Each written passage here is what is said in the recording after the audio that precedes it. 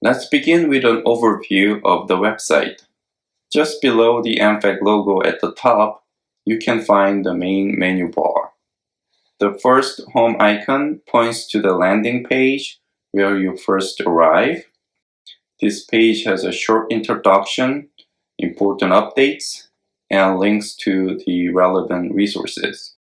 The home icon is followed by 4 main menu items, which are emissions inventory, project analysis, scenario analysis, fleet database.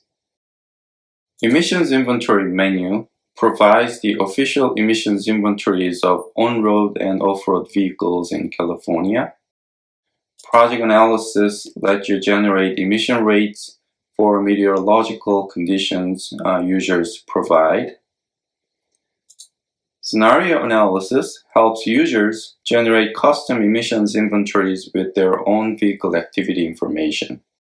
Lastly, fleet database provides detailed vehicle registration information up to the census block group level. At the end, there is one more icon. At this page, you can adjust font size, larger, smaller, and reset to the default size. You can also delete the data this website stores in your browser, which is usually about 5 megabytes at the maximum.